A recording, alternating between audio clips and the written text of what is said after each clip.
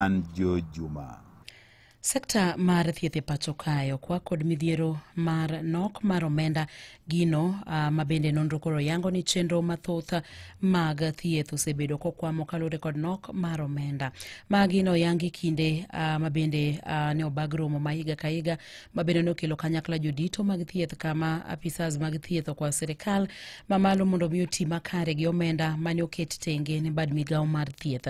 Lipota marwa Martino Nyango miyo waler mathoth ewi wachni. Dr. Omar Ahmed Omar, injata tije mochung'ne weche mag timo nonro e bad migao mar thieth, wacho ni piny Kenya dwaro omenda maromo bilion 500 higa ka higa mar siro sekta mar thieth. E kendo omenda go, bilion 300 biro wuok e sirikal mamalo kaachiel kod mago mag counties, eka bilion 100 biro wuok kuom jodito mag dongruok, ka bilion 1 machielo mogik biro wuok e sectors mago ma ok gin mag piny owacho, kanyakla kod chudo machiel kachiel kuom jopiny.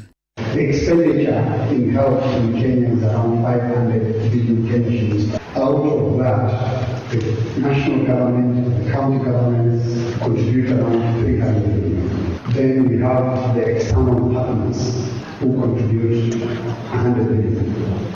Omar omedo ni dok piny mar omenda mag dongruok e pacho ka mangima osethiro sekta mar thieth kanyakla kod chenro mamoko mochuno e pacho ka. Generally, and expected is that the bigger funding for health services and other related activities should come from government as a social sector. Jatatiji mar Henet Margaret Lubale wacho ni oganda osebedo kating'o sigo mapek mag thieth kalure kod nok mar omenda ka onge okenge makare moseketi mar kedo gi midhiero makamagi. What is in the country, what exists, in the country, and we realize that yes, there could be ODA financing that is shrinking or overseas development assistance, but yet we do have an opportunity in our own country by way of the revenue that is allocated towards health and development.